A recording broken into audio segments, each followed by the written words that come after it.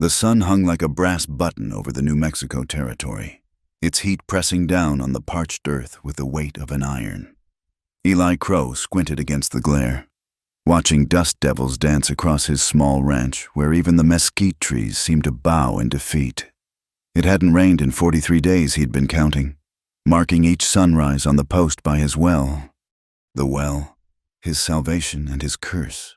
While neighboring ranches withered and died, his underground spring still bubbled cool and clear, a secret he guarded as carefully as the memories that haunted his nights. He ran his fingers along the scar that crossed his left forearm, a reminder of Antietam and choices that couldn't be undone. The crack of gunfire split the afternoon silence. Eli's hand moved to the Colt at his hip before his mind fully registered the sound. 3 shots, rapid succession, coming from Dry Willow Canyon. Not hunting shots too urgent, too desperate.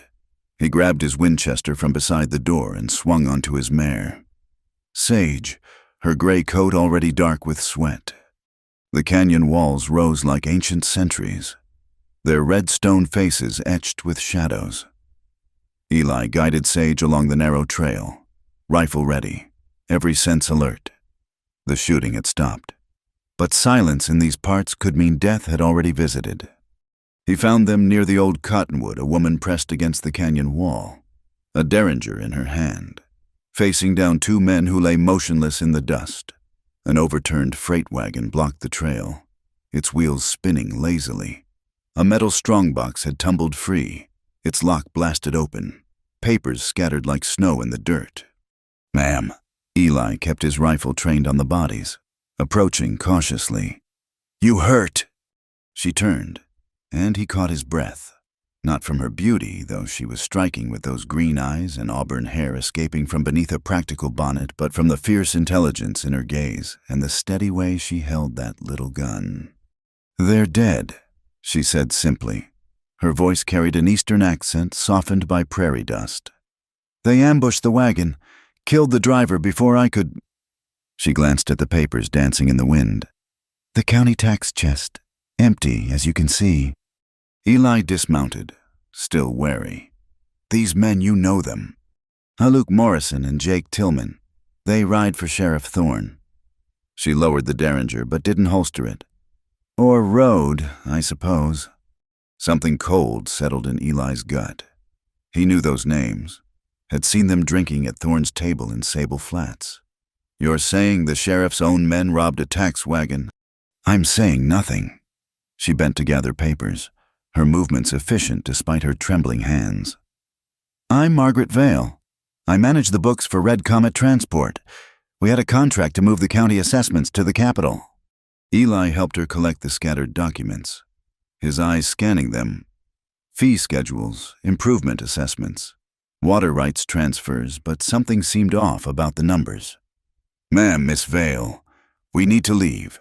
If these are Thorne's men, others will come looking." "The driver," she said quietly, gesturing toward the wagon. "Samuel Ortiz. He had 3 children." Eli found the man slumped over the seat, 2 bullets in his back. No face-to-face killing, just murder plain and simple. He closed Samuel's eyes and whispered a prayer he wasn't sure he believed anymore. "We can't help him now," Eli said gently, "but I can get you somewhere safe." Margaret Vale studied him with those sharp eyes. "And why would you do that, Mr. Crow, Eli Crow? Because I've seen enough folks die for nothing, and I'm not keen to see another." He paused. "And because if Sheriff Thorne is robbing tax wagons, every honest soul in the county needs to know." She reached into her jacket. Eli tensed but pulled out only a leather journal, its pages covered in neat columns of figures.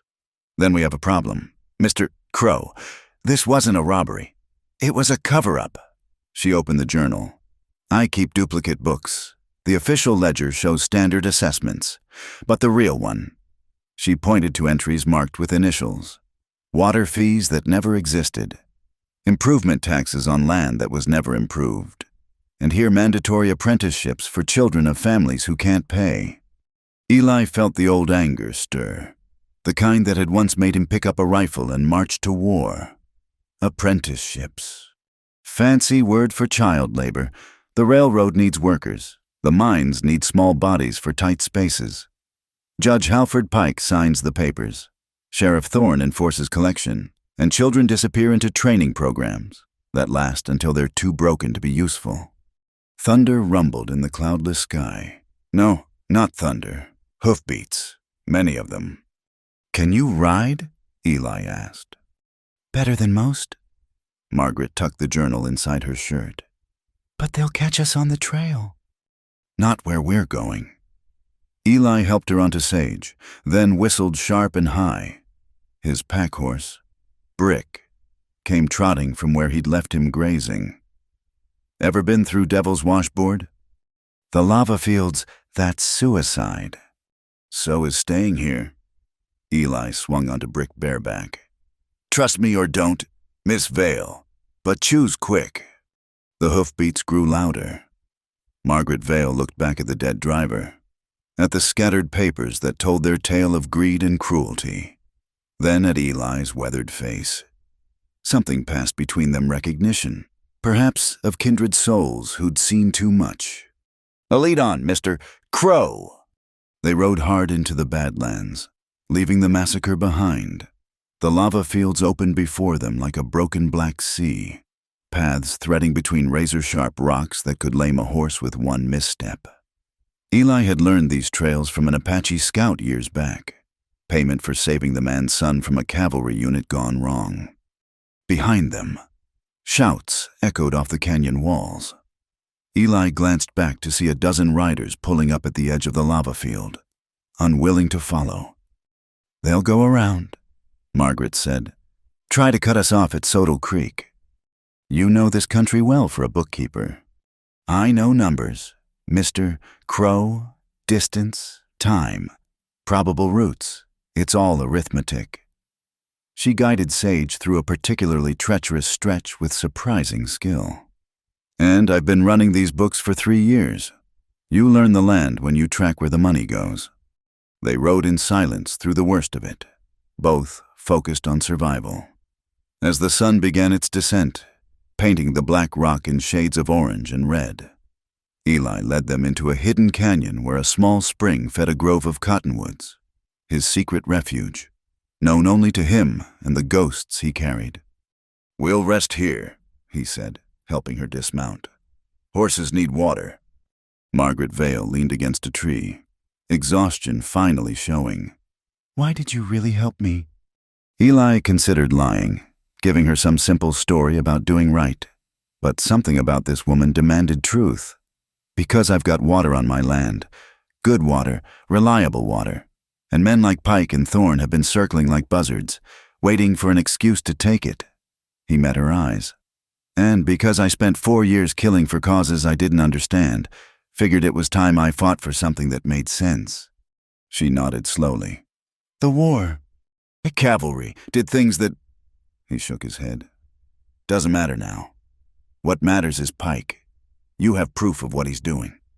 "In the journal, yes, names, dates, amounts, which families had children taken, where they were sent." Her voice hardened. "My own cousin's boy among them. Told he was going to learn railroad work. That was 2 years ago. Haven't heard from him since." A coyote howled in the distance, answered by another. Eli built a small fire, careful to use dry wood that wouldn't smoke. "They'll expect us to run for Fort Selden or Las Cruces. Instead, we'll double back, head for the old mission at San Gabriel." "That's ruins." "Ruins with a working well and clear sight lines. And Father Joseph Lyle holds Mass there twice a month for the Mexican families. Good man, young but solid. He'll help us get word to the federal marshals." Margaret pulled the journal from her shirt, studying it in the firelight. "It won't be enough. Pike owns half the territory government. We need witnesses, more evidence. Then we'll get it." Eli poured coffee from his trail pot, handed her a cup. "But first, we survive the night." She took the coffee gratefully. "You're very calm for a man who just made an enemy of the most powerful judge in the territory." "Made that enemy the day I filed my water claim. Just didn't know it yet." He studied her face in the flickering light. You're pretty calm yourself for someone who just killed 2 men. They weren't the first. She said it simply, without bravado. When you're a woman alone keeping books for freight companies, you learn to protect yourself. Though I prefer ledgers to bullets. How'd you really end up out here? Margaret was quiet for a long moment. Made a mistake back east. Trusted the wrong man with the wrong numbers. When the scandal broke, I could stay and be ruined or come west and start over. Red Comet didn't care about my past, only that I could make their books balance. And now I've got bigger problems than reputation.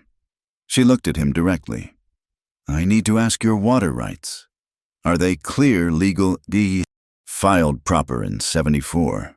Have the papers? Eli frowned. Why? Because in these duplicate books, there's an entry scheduling your ranch for reassessment next month. New survey to prove you're not meeting improvement requirements. She showed him the entry. It's their pattern. Reassess, find violations, force sale or seizure. The water ends up controlled by Pike's shell companies. The fire crackled between them. Eli felt the old rage building, but colder now, focused. How many families? 43 so far.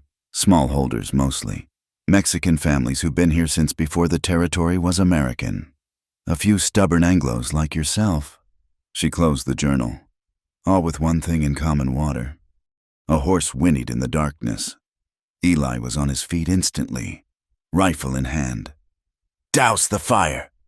Margaret kicked dirt over the flames while Eli moved to the canyon entrance.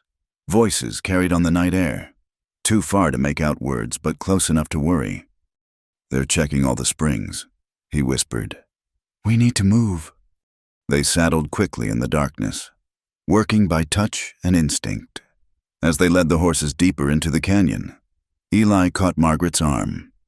There's something else. Those men you shot, you sure they were trying to rob the wagon? Even in the darkness, he could sense her hesitation. They killed Samuel, opened the strong box. But the box was empty. You said so yourself.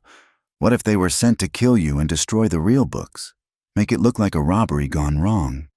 Margaret Vale stood very still. Then Sheriff Thorne knew I had the duplicate ledger, which means someone inside Red Comet told him. Eli finished. You've got enemies on both sides, Miss Vale. She straightened her shoulders. Then it's a good thing I found an ally, Mr. Crow. They led the horses through the twisting canyon, navigating by starlight and memory. Behind them, voices grew fainter, but Eli knew it was temporary. Come dawn, trackers would find their trail. As they emerged onto a high mesa, Margaret suddenly stopped. Wait, Samuel had a passenger manifest. Said a woman and child were supposed to join the wagon at Sodal Creek. Rosa Guerrero and her son Miguel. Eli cursed softly. If they're waiting there, Thorne's men will find them. Margaret was already mounting. We can't leave them. It could be a trap. Could be, probably is. She looked at him steadily. But if it's not, and we do nothing... Eli thought of all the choices he'd made in uniform, following orders, looking away. No, we're not doing nothing. Not anymore. They rode toward Sodal Creek as the stars began to fade. 2 unlikely allies bound by water rights and duplicate books, by the ghosts of their pasts and the uncertain promise of justice. The desert stretched before them, beautiful and merciless, holding secrets that men would kill for. Behind them, the first light of dawn touched the mountains, and somewhere in that vastness, Sheriff Thorne's men were hunting.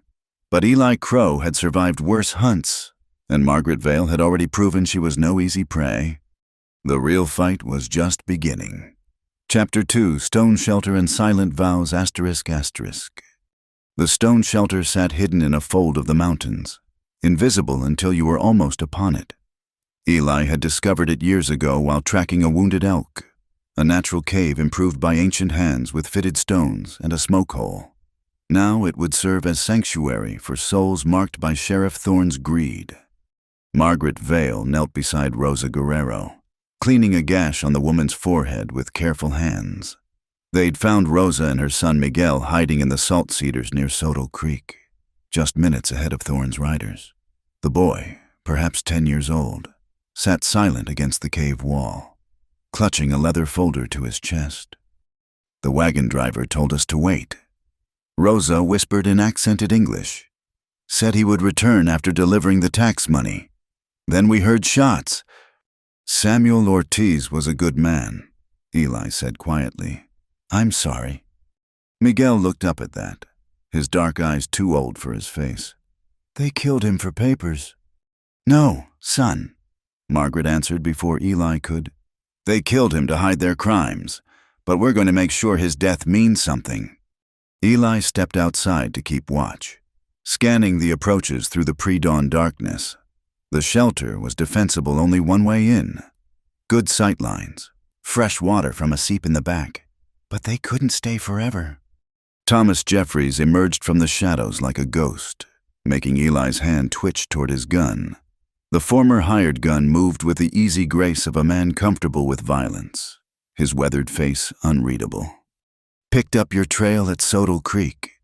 Jeffries said, Thorne's got 20 men combing the canyons. They're mad as hornets. And you, Eli kept his rifle ready but not quite aimed. Thought you rode for Pike. Did, until I saw what they were doing to kids. Jeffries pulled a folded paper from his vest. Contract for apprenticeship. They called it. Boy I was supposed to collect was 8 years old. 8. He spat in the dust. I've done things I ain't proud of. Crow. But I got lines. Eli studied the man. He'd known plenty of gunmen who'd say anything when the wind changed.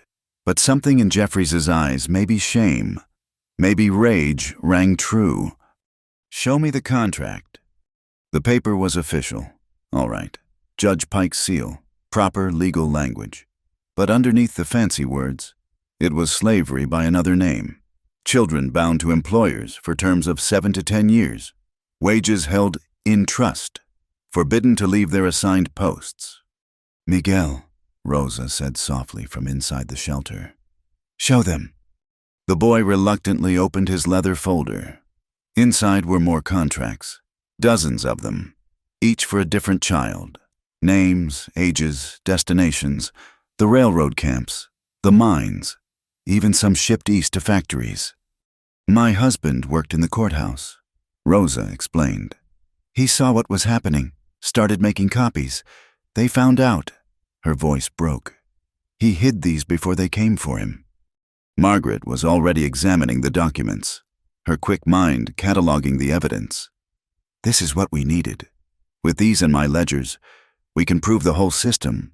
She looked at Jeffries. Will you testify? The gunman was quiet for a long moment. Pike finds out I'm dead. Pike finds out any of us exist. We're dead, Eli pointed out. Might as well be dead for something worthwhile. Jeffries laughed, short and bitter. Worthwhile. Been a long time since I did anything worthwhile. He looked at Miguel. Yeah, I'll testify. The sun crept over the mountains, painting the rocks in shades of gold and red. Eli knew they had to move soon. The mission at San Gabriel is 2 days' ride if we push, but first we need supplies. I know a place, Jeffries said. Woman named Clara Hutchins runs a trading post off the main trails. She's got no love for Pike.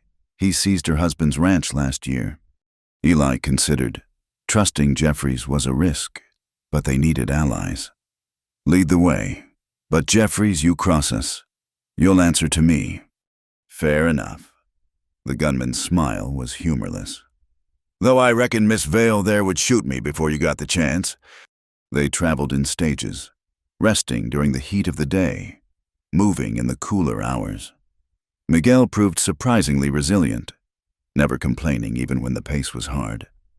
Eli found himself teaching the boy to read trail sign broken twigs, disturbed sand, the language of pursuit and evasion.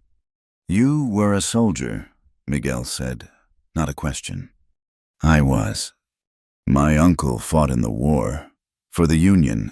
He said killing changes a man. Eli glanced at the boy. Your uncle was right, but you still protect people. Try to... Eli pointed to tracks in the dust. What do you see? Miguel studied them carefully. 3 horses, moving fast, but... He frowned. 1 horse is hurt, the tracks are wrong. Good eye, left front hoof, probably through a shoe. They'll have to slow down soon. Eli smiled slightly. You learn quick. I have to, Miguel said simply, to protect my mother. That evening they reached Clara's trading post, a sturdy adobe building with rifle slots instead of windows. Clara herself was a small, fierce woman with steel-gray hair and hands that had clearly known hard work. Tom Jeffries, she said flatly when she saw him. Thought I told you never to darken my door. These folks need help. Clara, Jeffries said. They're standing against Pike. Her expression shifted, examining each of them in turn. When her eyes fell on the folder Miguel carried, understanding dawned. You're Rosa Guerrero, Martin's widow. Rosa nodded silently. Your husband was a good man. Tried to warn folks what was coming. Clara stepped aside. Come in, quickly. The trading post was larger inside than it appeared, rooms branching off a central store area. Clara led them to a back room with its own exit clearly. She was used to harboring folks who might need to leave quickly. I've got food, ammunition, medical supplies, she said briskly. Fresh horses too, though they'll cost. I can pay, Margaret said. Not talking about money. Clara fixed her with a steady gaze. You take down Pike. You make sure everyone knows Clara Hutchins helped. I want my husband's name cleared. What happened to him? Eli asked. Pike said he was stealing water, selling it to other ranchers. Complete lie. Benjamin never took what wasn't his. But Pike had papers, witnesses. Jury of Pike's men found him guilty. Her voice hardened. Benjamin died in prison. Heart gave out, they said, but I know better. Man's heart was broken long before his body quit. Margaret pulled out her ledger. Clara Hutchins, your husband was Benjamin Here Water Rights Reassessment, February 1878, and here, sale of property to Territorial Water Development, May 1878. That's Pike's company. She looked up. Your ranch had the best water in 50 miles. Still does. Pike's men are getting rich off it. Clara turned away. I'll get your supplies. That night, as they prepared for the final push to San Gabriel, Eli found Margaret sitting outside, studying the stars. Can't sleep. Numbers keep running through my head, she admitted. 43 families displaced. Over 200 children in these contracts.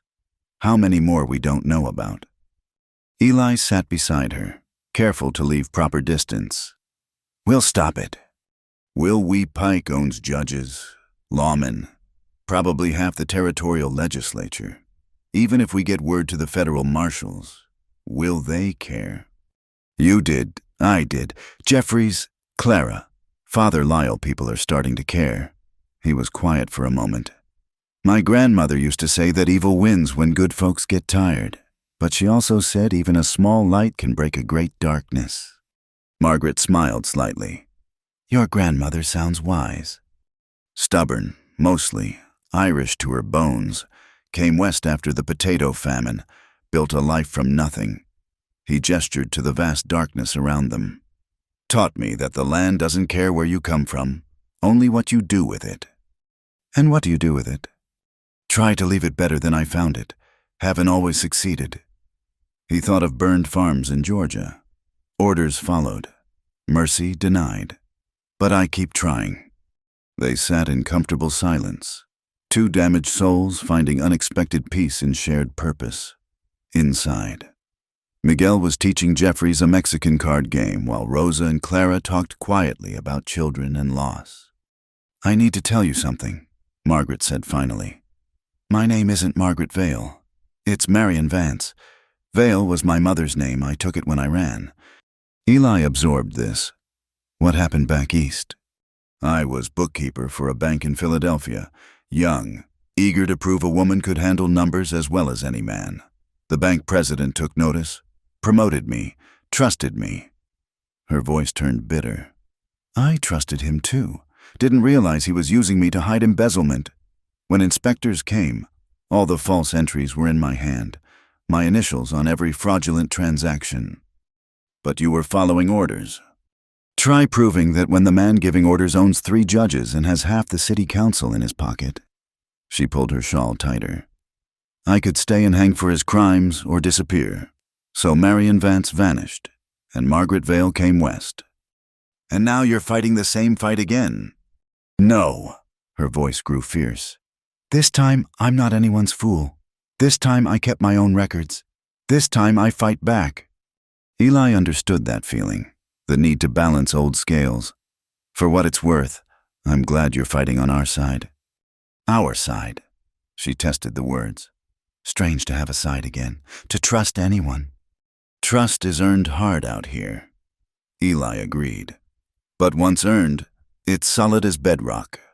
A coyote called in the distance, answered by its pack. The sound reminded them both of the hunters still pursuing them. Tomorrow would bring new dangers. But tonight, in this moment, they had allies and hope. We should rest. Margaret said Marion, Eli supposed, though he'd keep calling her Margaret unless she said otherwise. Long ride tomorrow. As they stood, she touched his arm briefly. Thank you for believing me, for helping us. Thank you for reminding me there are still fights worth having.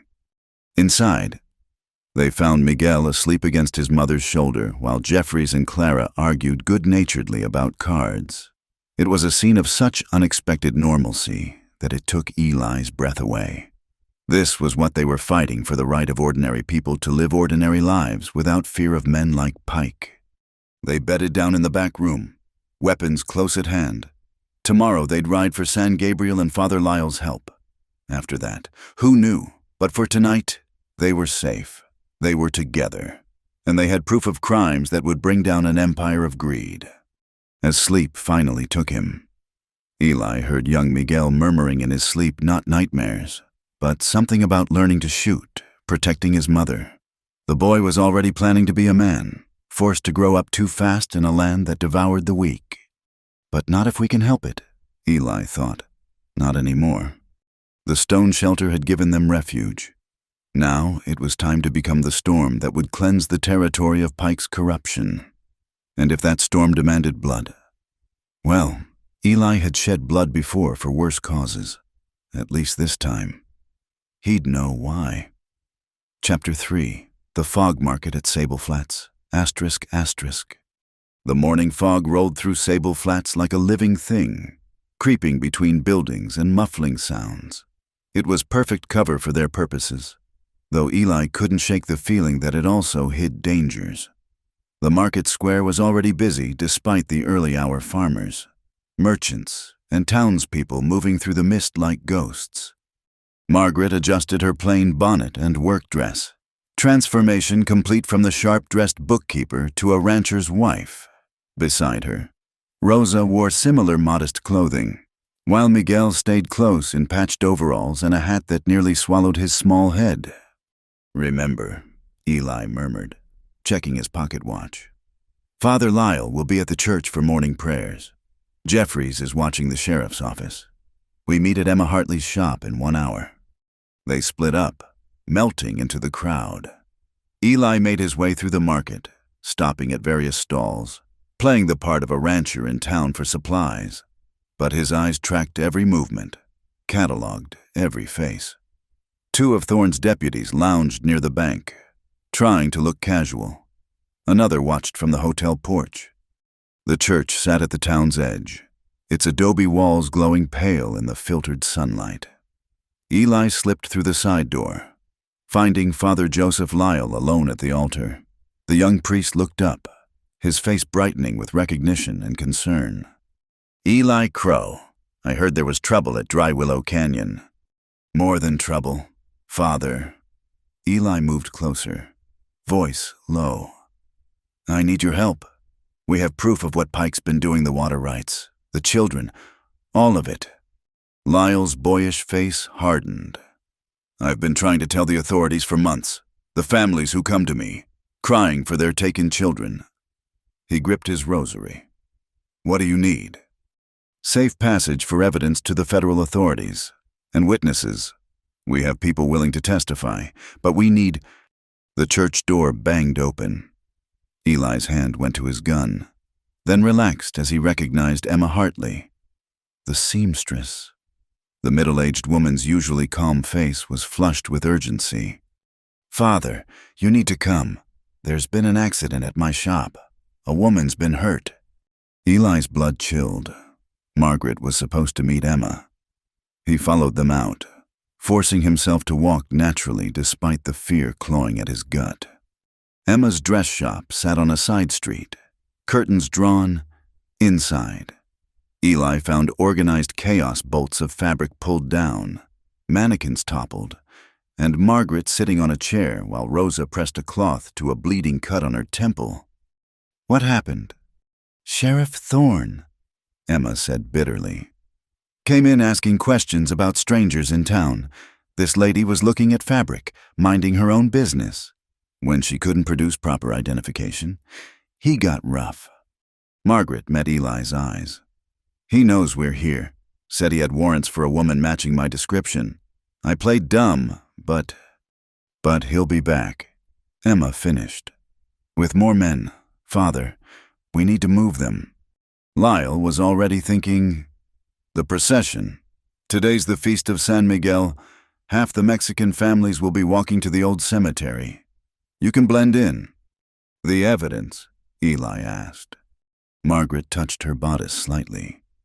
Still safe, but we need to get copies made. Emma, do you know Matthew Carson, the photographer? My nephew? Emma's eyes gleamed with understanding. He can photograph documents, make copies that can't be altered or destroyed. It's too dangerous, Eli protested. If Thorne's already suspicious, then we work fast. Margaret interrupted. She pulled out the ledger and contracts, handing them to Emma. Take these to your nephew. We'll create a distraction. What kind of distraction? Miguel, who had been silent, stepped forward. I can help. The deputies at the bank they were drinking last night. Tom Jeffries saw them at the saloon. They'll be slow. Eli stared at the boy. How do you know that? I listen. I watch. Miguel's young face was serious. My father taught me. Said information was safer than guns. Smart man, Eli thought. Smart son. All right, but you stay with your mother. Understand? They moved quickly. Emma spirited away with the documents while Lyle gathered robes and candles for the procession. Eli positioned himself where he could watch both the sheriff's office and the photographer's studio. The procession formed in the church courtyard, dozens of families in their best clothes. Carrying candles and images of saints, Rosa and Miguel blended seamlessly, their faces hidden among familiar ones. Margaret, with a borrowed shawl covering her hair, looked like any other penitent. As they began to move through the streets, singing rose in Spanish, beautiful and haunting in the fog, Eli walked at the edge, alert for trouble. They passed the sheriff's office where Thorne himself stood on the porch, scanning faces. His eyes lingered on Margaret, and Eli tensed, but the moment passed. Then everything went wrong at once. A gunshot cracked from the direction of the photographer's studio. Then another. The procession scattered as people screamed and ran. Eli pushed through the chaos, finding Jeffries at the studio door, smoking gun in hand. They were waiting, Jeffries gasped, blood spreading across his shirt. Got Carson. Tried to burn the plates. Inside, Eli found carnage. The photographer lay behind his counter, clearly dead, but the metal plates, the precious photographs of the evidence, sat intact in their chemical bath. Thorne's men had been too eager, too careless.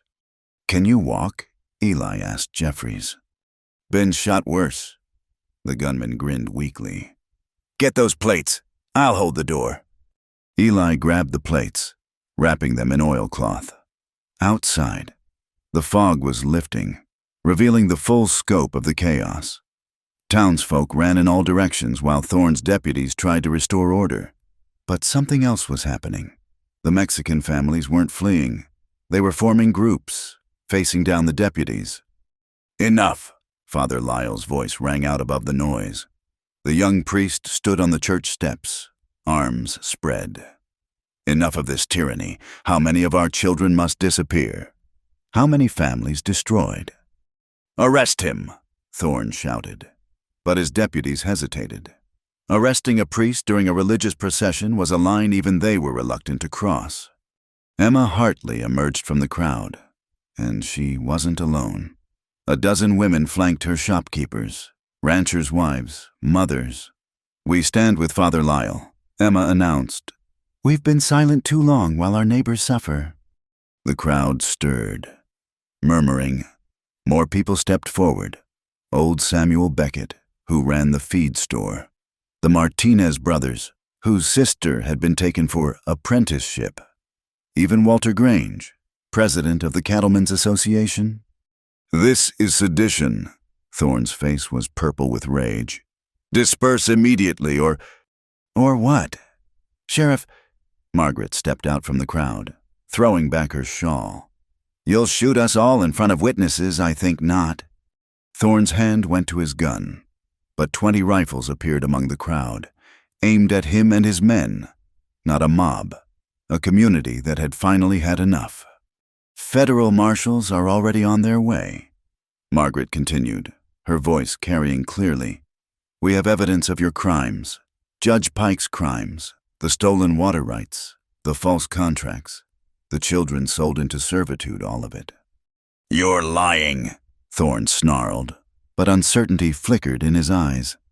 "Am I?" Margaret held up one of the photographed plates.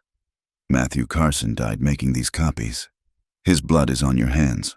Sheriff, add it to the tally." The standoff stretched taut. Eli counted guns, calculated angles. If shooting started, the square would become a slaughterhouse. He caught Jeffries' eye. The wounded gunman had dragged himself to cover, rifle ready despite his injury. Then Rosa Guerrero walked forward, Miguel at her side. "My husband died for the truth," she said, voice shaking but determined. "My son will not grow up in a world where children are property, where water belongs only to the rich, where justice is bought and sold." "Mama speaks truth," Miguel added, his young voice cutting through the tension. "We have all the contracts, all the names. The Federals will see everything." One by one, families stepped forward. Parents whose children had been taken, ranchers who'd lost their water. Each testimony another nail in Pike's coffin. Thorne looked around wildly, seeing his authority crumble. "Mount up," he barked to his deputies. "All of you, we're riding to the judge." They retreated in disorder, leaving the square to the people. As their hoofbeats faded, Emma Hartley began to laugh. Not hysteria, but release. 50 years I've lived in this town," she said. "First time I've seen folks stand together like that." Father Lyle was already organizing. "We need to secure the evidence, treat the wounded, and prepare defenses. They'll be back with more men." The old mine headquarters. Walter Grange suggested stone walls, good sight lines, and its own well. We can hold out there until the marshals arrive. They moved with purpose now. A community awakened. Eli found Margaret helping to bandage Jeffrey's wound. "That was brave," he said quietly. "Also foolish." "Sometimes they're the same thing." She met his eyes. "We're past hiding now. Eli, it's fight or die." "Then we fight." He checked his rifle. "But smart. Pike won't give up easy. He'll—" A new commotion erupted near the telegraph office. The operator, a nervous young man named Collins, came running. "Message from Fort Selden. Federal Marshal Catherine Bright is 2 days out with a full company." Cheers rose from the crowd, but Eli felt a chill. 2 days was a long time when Pike had his own private army. "We need those photographs on the way to the marshal now," he said.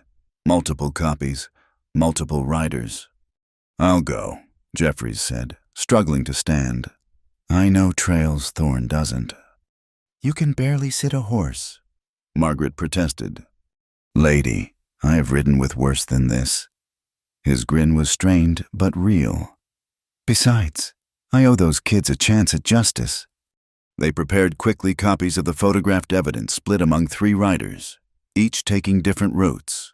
The rest would ford up at the mine headquarters with the originals. As the sun reached its peak, burning off the last of the fog, Eli stood with Margaret on the mine building's roof, watching the horizon. You think we've won? She asked. Won a battle? Maybe. War's just starting. He studied her profile. You regret showing yourself. You could have stayed hidden. Marion Vance hid. Margaret Vale hides from nothing. She smiled slightly. Besides, someone recently told me there are fights worth having. Below them, the people of Sable Flats worked together, some standing guard, others tending wounded, children helping where they could. Miguel was showing other boys how to read trail sign, his confidence growing by the hour. It's beautiful, Margaret said softly. People choosing to stand together. It is, Eli agreed. Then, because the moment demanded honesty. Glad you're standing with us. She looked at him then, something shifting in her green eyes. Where else would I stand? A dust cloud appeared on the horizon, riders coming fast. Eli raised his rifle, then lowered it as he recognized Clara Hutchins's wagon in the lead, loaded with supplies and ammunition. Heard you were having a party, Clara called up. Thought I'd bring refreshments. The people cheered again, and Eli felt something he hadn't experienced in years, hope backed by purpose. They might still die in the coming fight, but they'd die as free people defending what was right. Better get ready, he told Margaret. Pike will come at us with everything he's got. Let him come. Her voice carried steel beneath its softness. We have the truth, the evidence, and the people. That's more powerful than all his hired guns. As if in answer, thunder rumbled across the desert, not from clouds, but from hoofbeats. Many hoofbeats, raising dust like an approaching storm. The battle for Sable Flats was about to begin in earnest. Chapter 4. Storm over the Salt Flats ****. The sandstorm hit just after they'd cleared Sable Flats, turning day into twilight and filling the air with stinging grit. Eli pulled his bandana over his nose and mouth, squinting through the brown haze to keep sight of the others. They'd been forced to flee when Pike's mercenaries arrived, 50 hard men with repeating rifles and no qualms about shooting into crowds. Stay close, he shouted over the howling wind, though he could barely see Margaret's form hunched over her horse just yards away. Rosa and Miguel rode double on Jeffrey's mount the gunman had left earlier with the evidence, despite his wounds, leaving his horse for them. The storm was both curse and blessing. It hid them from pursuit but also erased landmarks, turned the familiar desert into an alien landscape. Eli navigated by instinct and memory, heading for the abandoned Fortuna silver mine in the hills, their only chance for shelter. Then came the rain. Desert storms were like that drought for months. Then the sky would open without warning. The drops came hard and fast, turning dust to mud, filling arroyos with rushing water. Lightning split the sky, showing brief snapshots of the terrain. Flash flood! Margaret's warning came just as Eli heard the rumble. Not thunder water, a wall of it racing down the canyon they'd just entered. Up, everyone, up the slope. He grabbed Miguel, lifting the boy onto his horse's neck while spurring Sage up the rocky incline. The others followed, horses scrambling on loose stones as the flood roared past below, carrying boulders like toys. They made it to high ground just as Margaret's horse stumbled. She went down hard, rolling away from the animal's hooves. Eli was off Sage instantly, reaching her as she struggled to stand. My ankle. Lightning showed blood on her hands, a gash across her ribs where she'd hit the rocks. Eli didn't think, just acted, scooping her up as another surge of water claimed the spot where she'd fallen. I can ride, she protested through gritted teeth. Not on that ankle. He lifted her onto Sage, swinging up behind her. "Rosa, can you manage alone?" "Yes." Rosa had already transferred to Margaret's horse, which had regained its footing. She handled the animal with surprising skill, keeping Miguel secure in front of her. They pushed on through the storm, Eli's arms around Margaret to keep her stable, feeling her shiver against him. The Fortuna mine couldn't be far. He remembered the distinctive triple peaks that marked its entrance. But in this weather, with visibility down to yards. There, Miguel's sharp eyes spotted it. First a darker shadow against the hillside. The mine entrance yawned before them, offering shelter from nature's fury. Inside, the temperature dropped 20 degrees. They were soaked through, covered in mud, exhausted, but alive. Eli helped Margaret down, noting how she bit back any sound of pain. Tough as nails, this Eastern bookkeeper turned Western fighter. "We need to go deeper," he said, studying the entrance. "Storm surge could flood this level." The mine tunnels stretched back into the mountain, shored with aging timbers that creaked ominously. They found a side chamber on higher ground, dry and spacious enough for all of them. While Rosa and Miguel gathered scraps of wood for a fire, Eli examined Margaret's injuries by lamplight. "The ribs need binding," he said, "and that ankle's swelling bad." "I've had worse," she said, then caught his skeptical look. "Well, no, but I'll survive." He worked quickly, professionally, skills learned on too many battlefields. Margaret bore it stoically, only her quickened breathing betraying the pain. When he finished, she caught his hand. "Thank you for coming back for me." "Couldn't leave my best bookkeeper at the bottom of a canyon." He tried for lightness, but something in her eyes made the words come out rougher than intended. Miguel had managed a small fire with the dry wood, the smoke drawing up through cracks in the ceiling. As they huddled around it, sharing what little food they had, the boy explored nearby with the fearlessness of youth. "Look!" He emerged from a side passage carrying something, a ladder, and tools. Eli examined them mining equipment, but well-maintained. Someone had been here recently. "Miguel, show me where you found these." The passage led to a vertical shaft with fresh air flowing down. An escape route, cut through to the hillside above. Iron rungs had been hammered into the rock, creating a climb of maybe 30 feet. "Emergency exit," Eli mused. "Question is, who made it?" "Smugglers, maybe," Rosa suggested, "or people like us, needing a place to hide from Pike." They settled in to wait out the storm, taking turns on watch. Eli found himself sitting with Margaret as the others slept, her head resting against his shoulder for warmth. The storm's fury had lessened, but rain still drummed steadily outside. "Tell me about your ranch," she said softly. "The water." "It's nothing grand, 160 acres of scrub and rock, but the spring, it bubbles up clear and cold, even in the worst drought. Cottonwoods grow around it, and in the evening, deer come to drink." He smiled in the darkness. "First time I saw it, I knew I was home. Worth fighting for." "Everything worth having is worth fighting for." He felt her shiver and pulled the blanket higher around her shoulders. "What about you? What's worth fighting for?" She was quiet so long he thought she'd fallen asleep. Then, truth. For so long. I let others define truth for me.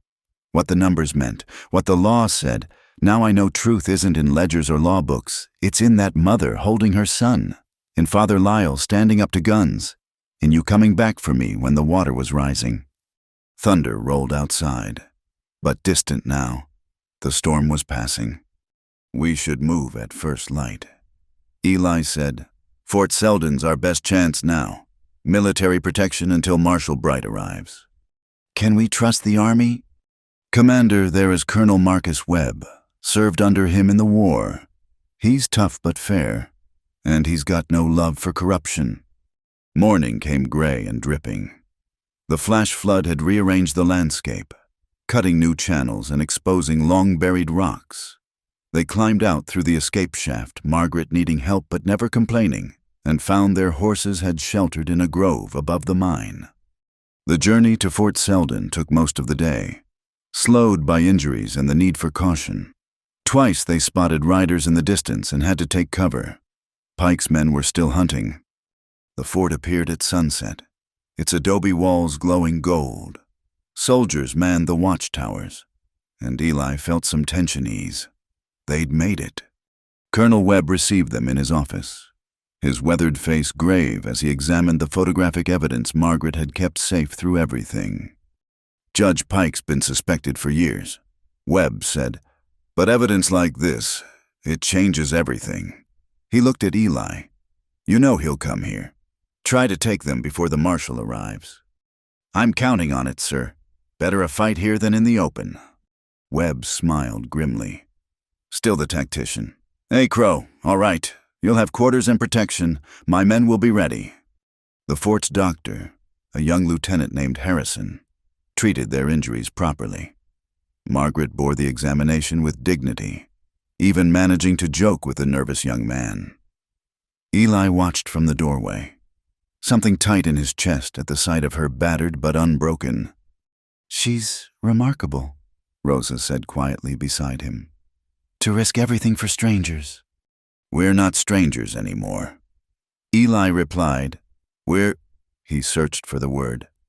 Family, Miguel supplied, appearing at his mother's side. That's what Father Lyle said. Those who stand together become family. That evening, as Margaret rested, Eli found himself on the fort's wall, watching the desert. Colonel Webb joined him, bringing coffee and companionship. She means something to you, Webb observed. They all do. The boy, his mother. Not what I meant, and you know it. Webb sipped his coffee. War's over. Eli, you're allowed to want things for yourself now. Am I? Eli thought of burning farms, of orders followed, of choices that haunted. Not sure I've earned that right. Rights aren't earned. They're claimed. That woman in there, she's claiming her right to justice.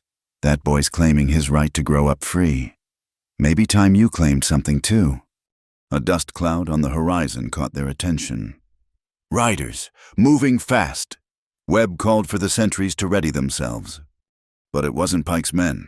It was Jeffries, slumped over his saddle, barely conscious. They got him inside, found 2 more bullets in him, but somehow, impossibly, he was smiling. Made it, he gasped as the doctor worked. Bright's coming. Saw her column. Be here tomorrow noon. His eyes found Margaret. Told her everything. She's bringing a judge. A real one. Hope flickered higher. They might actually win this. That night, Eli sat with Margaret on the fort's gallery, watching stars appear in the rain-washed sky. Her ankle was propped up, but color had returned to her face. Almost over, she said. The beginning's almost over, he corrected. Pike won't go quiet. Men like him never do. Then we keep fighting. She looked at him sideways. Together. The word held weight, meaning more than just their immediate struggle. Eli thought of his empty ranch, his solitary existence, the way he'd used isolation as penance. Then he thought of this woman who'd walked into his life amid gunfire and changed everything. Together, he agreed. She smiled then, brilliant despite her bruised face.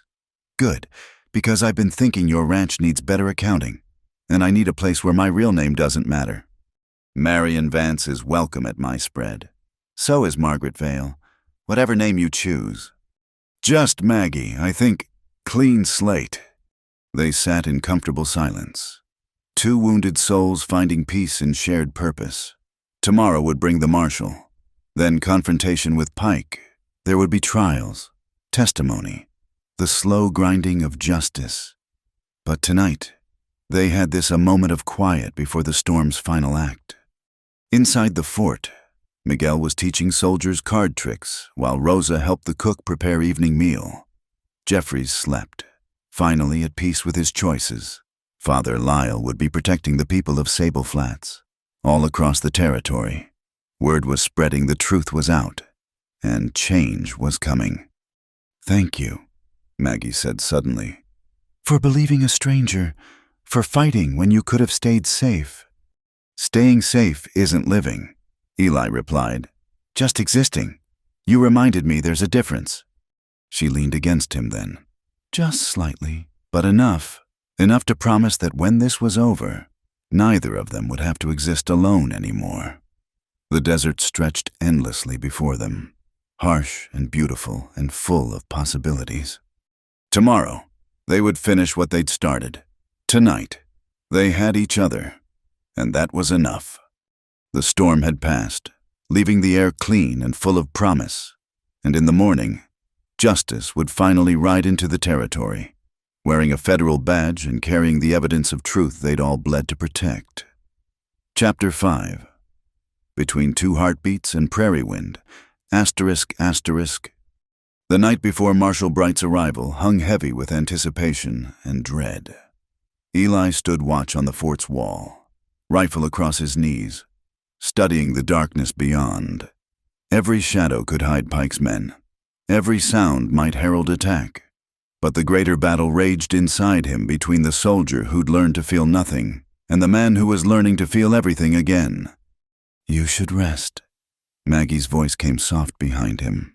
She'd climbed the ladder despite her injured ankle, stubborn as always. "So should you. That ankle needs—" "What I need," she interrupted, settling beside him with a wince she tried to hide, "is to stop pretending we're not running out of time." The words hung between them like morning mist. She was right, of course. Tomorrow would bring either justice or bullets, possibly both, and they danced around this thing building between them since that first day at Dry Willow. Marion, she corrected softly. "I want you to know my real name. Want someone to know who I really am before—" "Don't!" His voice came out rougher than intended. "Don't talk like we're not going to win this." "I'm talking like someone who's learned that tomorrow's never guaranteed." She shifted closer, seeking warmth in the desert night. "The war taught you that, didn't it?" Eli was quiet for a long moment, memories pressing close. "War taught me a lot of things, most of them wrong." Tell me something true." He looked at her then, really looked. Bruised face painted silver by starlight, eyes deep with understanding. This woman who'd walked through fire and flood beside him, who'd chosen justice over safety again and again. "Truth is, I've been dead inside since Antietam, going through motions, tending my land, avoiding people. Figured if I didn't feel anything, I couldn't hurt anyone again." His hand found hers, calloused fingers intertwining. "Then you showed up, bleeding and fierce and absolutely refusing to give up. Made me remember why things matter." "You saved me," she whispered. "No, we saved each other." The night wind carried the scent of sage and the distant cry of an owl. Below in the fort, soldiers moved on quiet rounds, but up here they were alone with the stars and the weight of unspoken words. "I need to tell you something," Maggie said, "about Philadelphia, about why I really ran." "You don't owe me. I owe myself the truth, and I owe it to you, if we're going to—" She drew a shaky breath. "There was a man, Charles Whitmore, the bank president. He didn't just frame me for embezzlement. He said he loved me. Said if I just did what he asked, kept his secrets, he'd marry me, make me respectable." Eli's jaw tightened, but he stayed silent, letting her speak. "I believed him, young and foolish and wanting to believe someone saw more in me than ledger columns. But when the investigators came, he threw me to them without a second thought. Said I was a temptress who'd corrupted him, stolen from him." Her laugh was bitter. "The worst part, people believed it, because it was easier than believing a respected man was a thief and a liar. Maggie Marion, whoever you need to be, you're the bravest person I know." She turned to face him fully then, and something shifted in the space between them. "I'm also terrified, of Pike, of tomorrow, but mostly of this, of feeling something real again. Eli cupped her face gently, thumb brushing a tear she hadn't realized had fallen. Fear's just wisdom wearing work clothes. Means you understand what you're risking. What am I risking? Same thing I am. Everything. The kiss was inevitable as sunrise. Soft at first, then deeper as walls crumbled between them. She made a small sound against his mouth, part pain from her ribs, part something else entirely, and he started to pull back. It hurts, she whispered against his lips, hand fisting in his shirt to keep him close. But don't you dare stop. The words hit him like lightning, echoing with meaning beyond the moment. This woman who'd been betrayed, who'd lost everything, who had every reason to close her heart, she was choosing to open it again. To him. Darlin', he growled, voice rough with emotion he'd kept chained too long. I'd die buried inside you. Not crude words, but a promise, raw and honest as the desert itself, that he'd stand by her, fight for her, that whatever battles came internal or external, they'd face them together. She understood, her kiss answering with equal fervor, equal promise. When they finally parted, both breathing hard, she rested her forehead against his. Well, that's settled then. Despite everything, he found himself smiling. What's settled? That I'm definitely keeping you. Eli Crow. Fair warning. Fair warning back. Marion Vance. I'm not easy to live with. I wake up fighting shadows. I've got more ghosts than furniture, and I sometimes go days without talking. Good. I talk enough for 3 people when I'm working on accounts. We'll balance. They sat together as the night deepened, her head on his shoulder, his arm careful around her injured ribs. Below, young Miguel appeared in the courtyard. Rosa calling him back to bed, the boy waved up at them before disappearing inside. He's going to be all right, Maggie murmured. Whatever happens tomorrow, we got him free. That matters. They all matter. Every child in those contracts. Every family Pike destroyed. Eli felt the old anger stir, but tempered now with purpose. We're going to stop him. Together. Together. A shooting star streaked across the sky, and Maggie made a soft sound of wonder. My grandmother said those were souls finding their way home. Irish. Scottish. Stubborn as stone and twice as hard-headed. She'd have liked you. They talked quietly through the night, sharing pieces of themselves, her childhood in Philadelphia, all books and propriety hiding a wild heart, his youth in Tennessee, learning to track and hunt and read the land's moods, how war had broken them in different ways, and how the West had offered both escape and redemption. I want to see your spring, she said as dawn approached. Want to help you build something there. School, maybe, like Father Lyle talked about. Place for kids like Miguel to learn without fear. I could teach arithmetic, proper arithmetic, not Pike's crooked numbers. I'll teach them the land, how to read weather, find water, respect what's wild. Rosa could run the kitchen. She's magic with simple ingredients. They were building dreams on hope's foundation, but it felt right. Felt like something worth bleeding for, worth risking everything to protect. Jeffries appeared at the ladder's base, moving stiffly but upright. Riders coming, from the east. They descended carefully, Eli supporting Maggie's weight. In the courtyard, soldiers were already forming ranks. Colonel Webb stood at the gates, field glasses trained on the horizon. Marshal Bright, he confirmed. Right on time. The Federal column appeared with the sun. 30 riders in dust-covered blue, led by a woman who sat her horse like she was born to it. Marshal Catherine Bright was younger than Eli expected, maybe 35, with sharp eyes and an air of absolute competence. Colonel Webb, she said, dismounting smoothly. I understand you have witnesses need protecting, and evidence that'll turn this territory inside out. Webb replied, Marshal, meet Eli Crow and Marion Vance. Bright studied them both, gaze lingering on their linked hands. The bookkeeper and the rancher. Your friend Jeffries painted quite a picture. Said you two raised 7 kinds of hell getting this evidence. Pike raised the hell, Maggie said. We just refused to burn in it. A smile ghosted across the marshal's weathered face. I like you already. Let's see these documents. They spent the morning in Webb's office, laying out the evidence. Bright had brought a federal judge, Aldrich Carpenter, old and tough as leather, who examined each document with growing fury. Children, he kept muttering, using the law to steal children. Question is, Bright said, will Pike come here or run for Mexico? He'll come, Eli said with certainty. Man like that can't conceive of losing. He'll try to kill the witnesses, destroy the evidence, make it our word against his. Then we'd best be ready. Bright smiled, and it wasn't pleasant. Always did prefer when they come to me.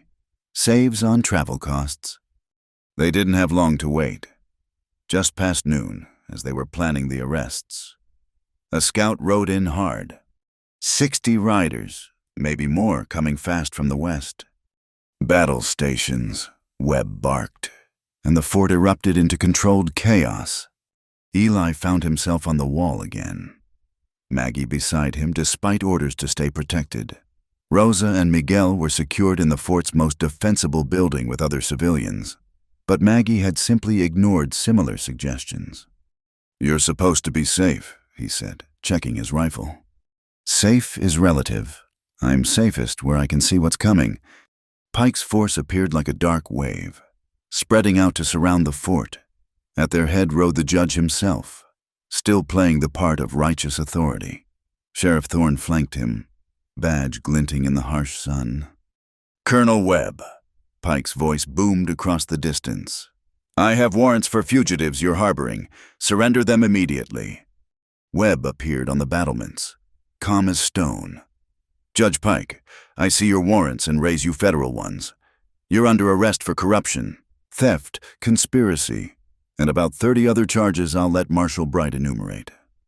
This is rebellion. I am the duly appointed territorial judge. Not anymore.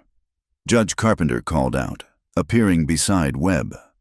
Your commission's been revoked, pending investigation, which, given the evidence I've seen, should take about 10 minutes before conviction. Pike's face went purple. All pretense dropped as he turned to his men. Take the fort. Kill everyone except the woman and the contracts. Hold! Bright's voice cracked like a whip. Her marshals appeared along the walls, rifles trained down. Any man fires on federal officers will hang. That's not a threat. Gentlemen, that's a promise from the United States government. The moment stretched taut. Some of Pike's hired guns looked uncertain now.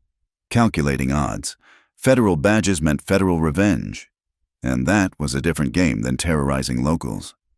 Then Thorne made his move, spurring forward, gun rising toward Maggie. Die, you meddling! 3 shots rang out almost as one. Thorne jerked, fell, his horse running on without him. Eli lowered his smoking rifle, but he hadn't been alone. Jeffries and one of Bright's marshals had fired too. Anyone else? Bright asked conversationally. No, then throw down your weapons and dismount. Slowly. Some did, others broke and ran. Pike himself tried to wheel away, but found Miguel's young voice rising clear from a window. Don't let him go. He sent my cousin to die in the mines. He took Senora Martinez's daughters. He killed my father. The boy's litany of crimes, delivered with a child's devastating honesty, broke something in the moment. More of Pike's men threw down their arms, unwilling to be part of killing a child who spoke such truth. Pike spurred desperately away, a handful of loyalists following, but Bright was already mounted, leading pursuit with a skill that made Eli reassess his opinion of federal law enforcement. Think they'll catch him? Maggie asked, leaning into Eli's side. Bright will. Woman's got the look of someone who finishes what she starts. He turned to study her face. Like someone else I know. The battle, such as it was, ended with barely a dozen shots fired. Most of Pike's hired army surrendered when faced with federal authority backed by military force. The few who ran would be hunted down over the coming days. as the sun set, painting the fort in shades of gold and crimson. Eli found himself in the chapel with Maggie, Father Lyle, and a surprising number of witnesses. Word had spread somehow that the bookkeeper and the rancher were making things official. "Seems fast," Maggie had said earlier, suddenly shy. "Been waiting my whole life," Eli replied. "Just didn't know it till you showed up bleeding at Dry Willow." Now, with Rosa and Miguel beaming in the front row, Jeffrey standing as witness despite his wounds, and Marshall Bright watching with knowing eyes, they spoke words that bound them more surely than any contract in Pike's twisted books. "I, Marion Margaret Vance, take you, Eli Samuel Crow."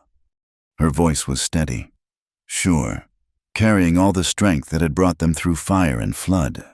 When he kissed her, careful of her healing ribs, the chapel erupted in cheers that probably scandalized Father Lyle's sense of propriety.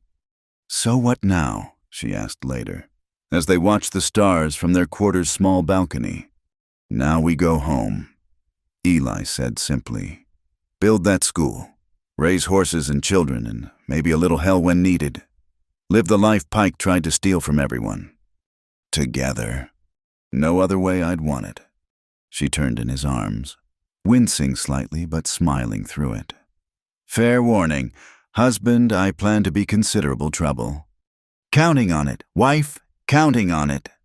In the morning, they'd testify, help Bright and Carpenter dismantle Pike's empire piece by piece. There'd be trials, revelations, the slow work of justice grinding forward. But tonight, they had this each other, the promise of tomorrow, and the knowledge that sometimes, against all odds, truth and love could triumph over greed and power. The prairie wind sang through the fort's walls, carrying the scent of sage and possibility. And two hearts, scarred but not broken, beat as one in the vast wilderness they'd chosen to call home. Asterisk, asterisk. Part 6, Gunfight at Red Bluff Depot. Asterisk, asterisk. The plan was Marshall Bright's, but the courage belonged to Maggie. She sat in the prison wagon as bait, wrists bound loosely with rope that looked tighter than it was, playing the captured fugitive to perfection. Eli rode alongside as part of the guard detail, every nerve screaming danger as they approached Red Bluff Depot through the narrow canyon. "Pike's too smart to fall for this," Jeffries muttered from his position on the wagon's bench, playing deputy despite the pain from his healing wounds. "He's too proud not to," Bright countered from beneath her hat brim. "Man like that can't resist the chance to finish things personal-like." The depot sprawled ahead, a collection of warehouses, water towers, and the long wooden building where Pike's empire stored its stolen wealth. More importantly, according to Rosa's information, where children waited in locked rooms for transport to mines and factories. Movement on the ridge. Miguel whispered from inside the wagon where he hid with his mother. The boy had insisted on coming, saying he knew some of the imprisoned children, against all sense. Bright had agreed. "I see them," Eli confirmed. Rifle barrels glinted in the afternoon sun. 6, maybe 7. "Marshall's sharpshooters see them too," Bright said calmly. "Just keep rolling."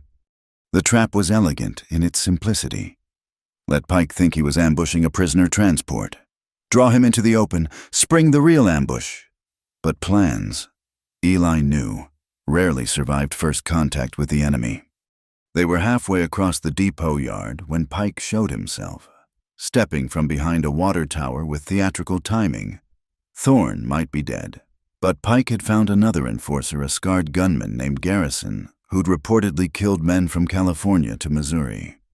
"Well, well," Pike called out, still clinging to his judge's authority like armor. "The federal government delivers my fugitives right to me. How convenient." "Halford Pike," Bright announced. "You're under arrest for nothing," Pike's voice cracked with rage. "This is my territory, my law. You have no authority here." "Actually," a new voice interjected, "she does." Colonel Webb's cavalry appeared on the depot's eastern approach, spreading out in practiced formation. At the same moment, more marshals materialized from concealed positions among the buildings. Pike's ambush had become a box. "Surrender now," Bright commanded. "It's over, Pike." "Nothing's over." Pike drew his pistol, aiming at Maggie. "She dies first, then the brat, then—" The world exploded into motion. Eli was already moving as Pike's gun came up, throwing himself between the judge and Maggie.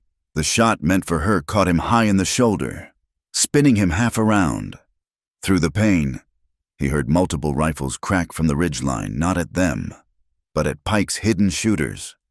Maggie had her concealed derringer out, the ropes falling away as she fired. Her shot caught Pike in the arm, sending his gun flying. Garrison moved to draw, but Jeffries was faster despite his wounds, his Colt speaking twice. "The children!" Rosa screamed. "They're in the depot!" Sure enough, smoke was beginning to pour from the main building. Pike's men, seeing the battle lost, were trying to destroy evidence and anyone who might testify. "Go!" Bright shouted. "We've got these bastards!" Eli struggled to his feet, shoulder blazing, but Maggie was already running for the depot. He followed, reloading one-handed as more of Pike's men emerged from cover. The battle became a running fight through the depot yard, bullets whining off metal and splintering wood. Miguel darted past them all, small and fast, diving through a window. "This way," his voice called. "They're locked in the back." The smoke was thickening as they reached the building. Inside, flames were already licking at stacked papers and crates.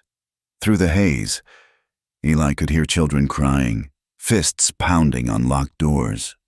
"Here," Jeffries appeared with a crowbar, working at the first door while Maggie and Rosa attacked another with an axe handle. The locks gave way, releasing a flood of terrified children, some as young as 6, others in their early teens, all wearing the rough clothes of forced laborers. "Out, everyone out." Eli herded them toward the exits while fighting the urge to collapse. His shoulder felt like someone had poured molten lead into it, and blood was soaking his shirt. "There's more," a girl about Miguel's age pointed to stairs leading down. "They keep the sick ones in the cellar."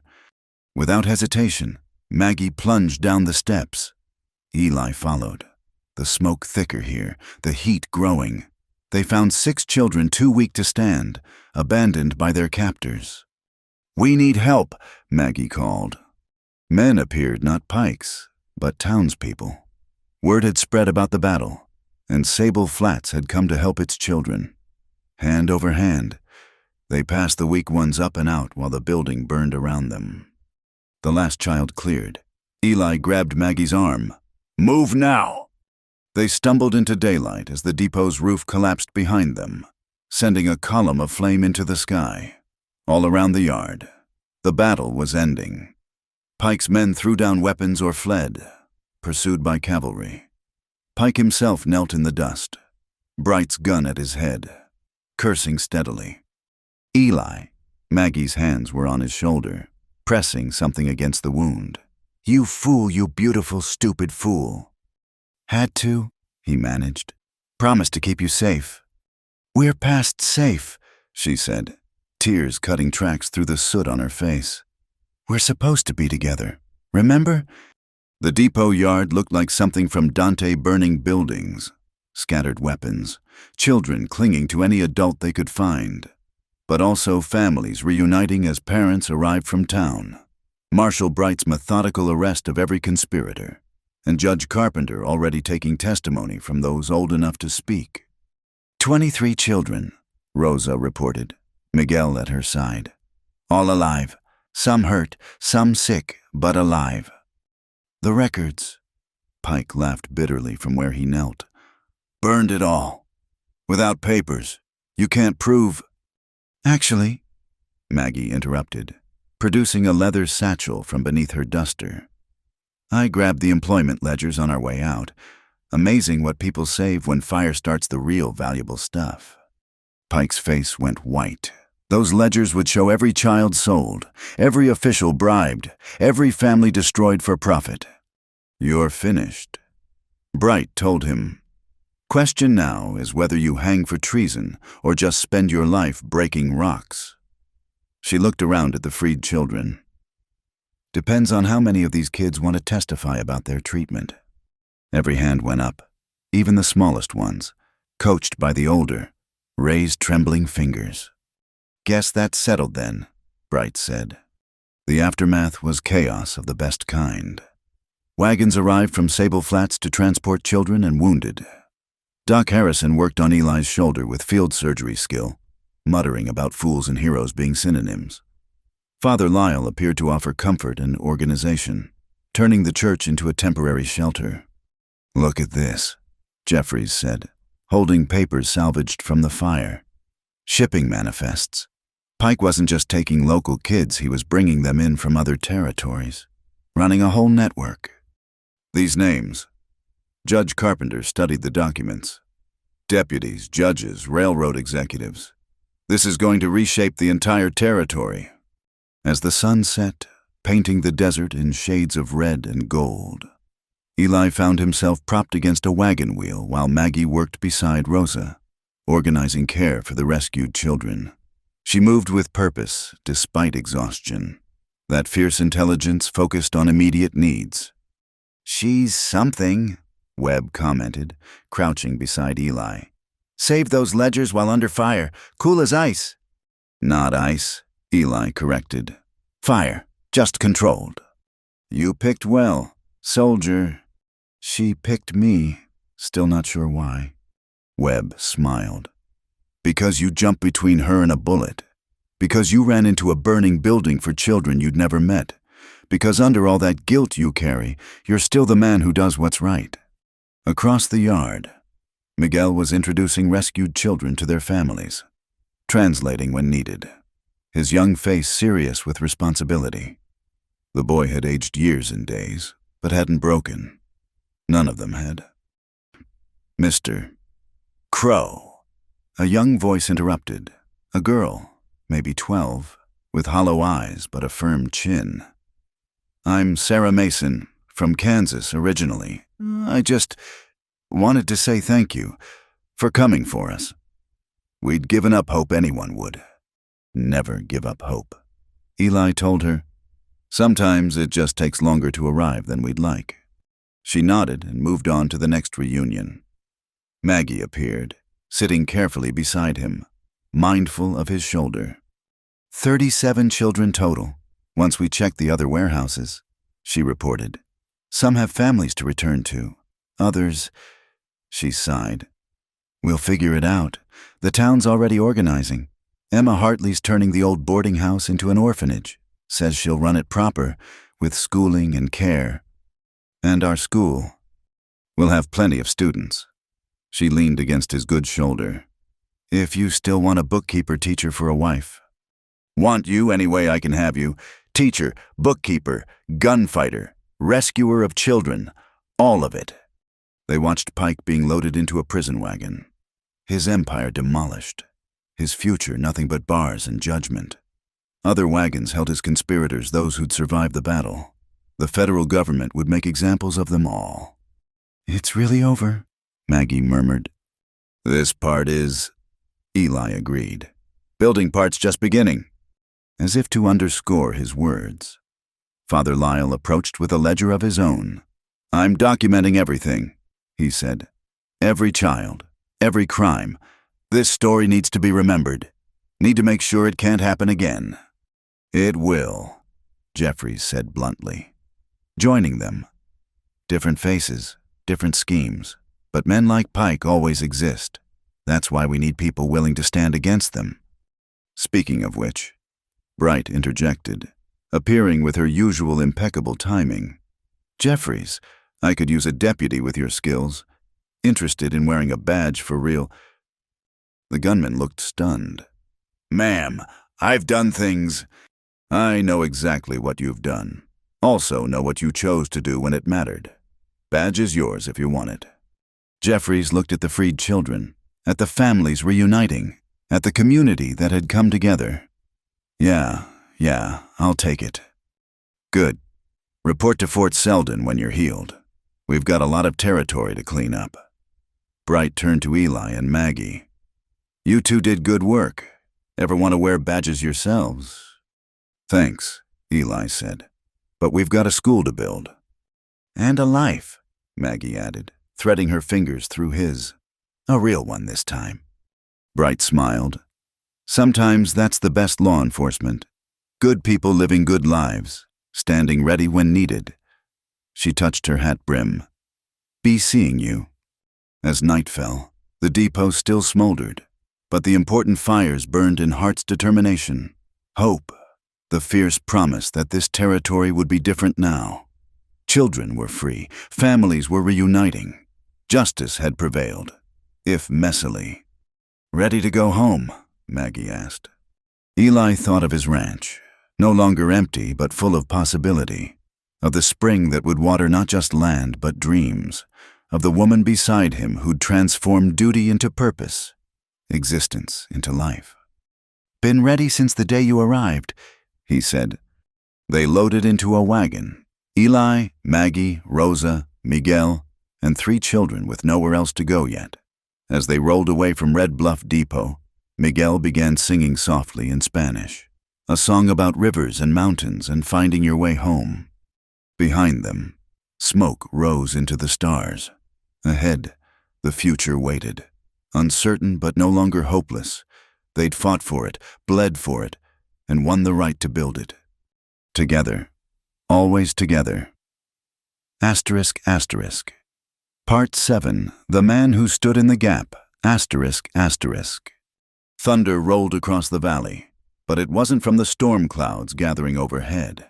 The earthen dam holding the railroad's water supply groaned under pressure, its timber supports creaking like a ship in heavy seas.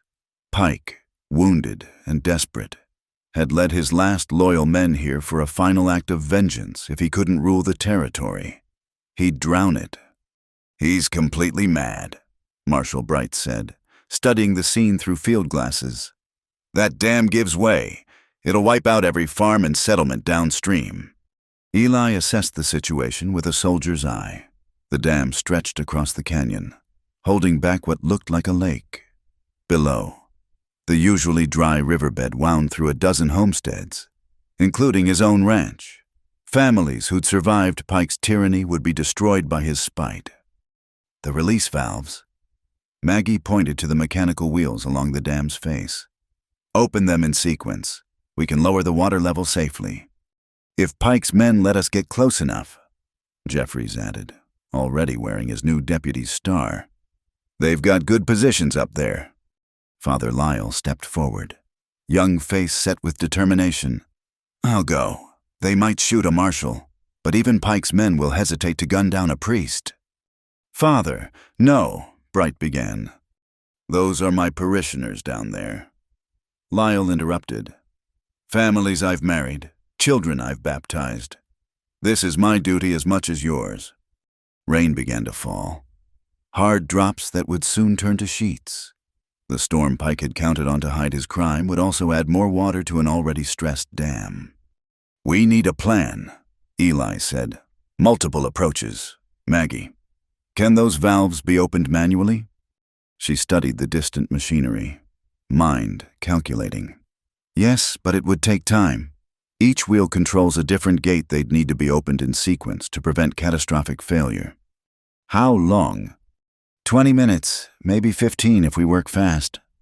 Thunder crashed again, and this time the dam visibly shuddered. They didn't have 20 minutes. I'll draw their fire.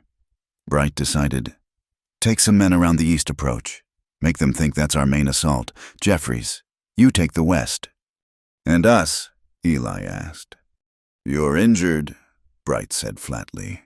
That shoulder. Can turn a valve wheel. We're going straight up the middle. That's suicide. That's necessity. Eli looked at Maggie, saw the same determination in her eyes. We know those mechanisms. We can open them fastest. I'm going too. Father Lyle insisted. Eli's shoulder needs 2 good arms helping. Miguel appeared at Rosa's side, rain already soaking his thin coat. The people downstream, someone needs to warn them. I'll go, Rosa said. I know all the families, know the fastest routes. Take some of Webb's cavalry, Bright ordered. Get everyone to high ground. She looked around the assembled group marshal and priest, gunfighter and bookkeeper, mother and child, all united in purpose. All right, God help us all. Move out. They scattered into the storm. Eli led Maggie and Father Lyle along the dam's maintenance road, using what cover they could find. Above them, Pike's voice carried over the wind, ranting about justice and destiny and divine retribution. He's completely broken, Lyle murmured. The man I knew is gone. Man you knew was always a facade, Eli replied. This is just what was underneath. Gunfire erupted from the East Bright's diversion beginning. As Pike's men turned to meet that threat, Eli and his companions reached the first valve wheel. It was massive, rusted from disuse, fighting their efforts to turn it. Together, Maggie said, adding her strength to theirs. The wheel groaned, resisted, then finally began to move. Water gushed from the gate below, a controlled release that dropped the lake level by inches. One down, Eli gasped, shoulder screaming, 5 to go!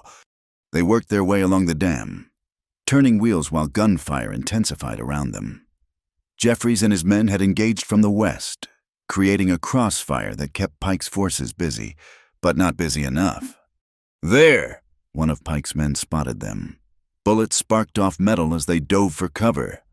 Father Lyle stood up, spreading his arms. Please, we're trying to save lives. Your families are down there too. The shooting paused. Some of Pike's hired guns looked uncertain they'd signed on for money, not mass murder. Shoot them! Pike screamed, appearing on the dam's rim. Shoot the priest! Shoot them all! Judge, one of his men said slowly. That's Father Lyle. He married my daughter. I ain't shooting no priest. Then I will. Pike raised his rifle. Several things happened at once.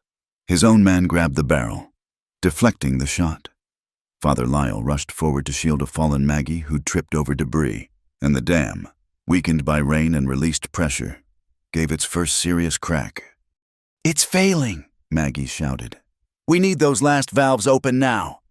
Eli was already moving, damaged shoulder, forgotten in urgency. He reached the third valve as the dam shuddered again. Through the rain, he could see riders below Rosa and the cavalry, herding families to higher ground, but not high enough if the dam failed completely. Leave it!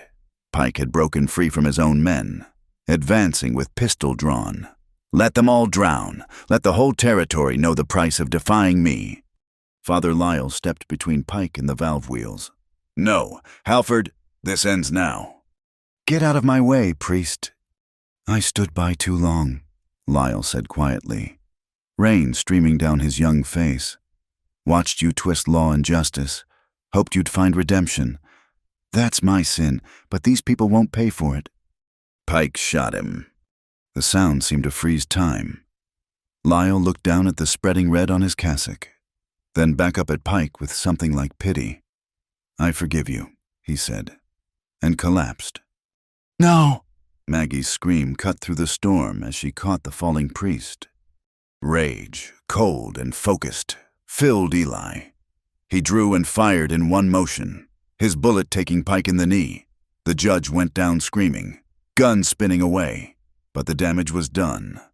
Lyle was bleeding out while the dam continued to crack. Go! Lyle gasped, pushing Maggie toward the valves. Save them! That's all that matters. She went, tears mixing with rain, throwing herself at the fourth valve. Eli took the fifth, using his whole body to turn the stubborn wheel. Behind them, more of Pike's men were throwing down weapons, some even rushing to help.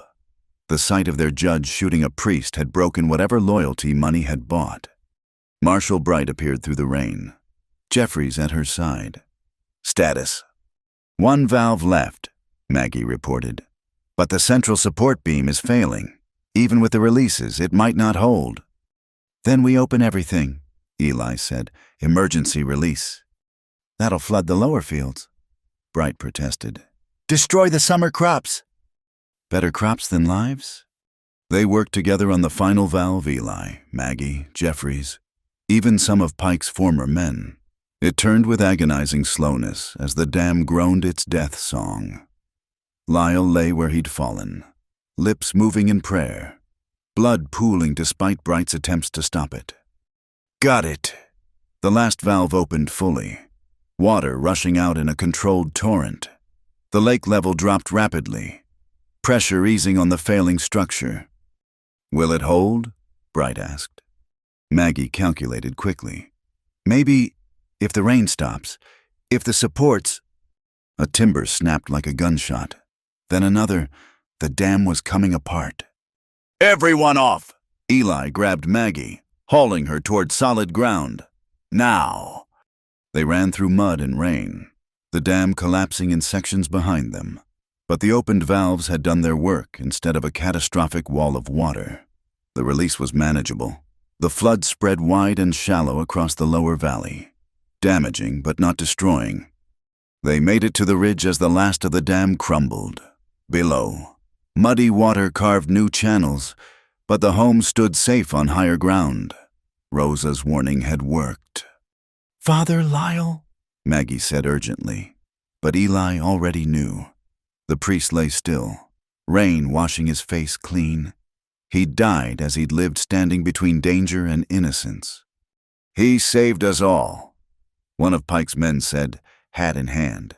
"Wouldn't have turned on the judge if the father hadn't stood up."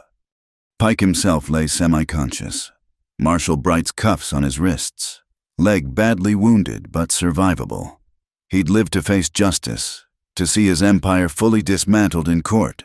Sometimes, Eli thought, living with failure was worse punishment than dying.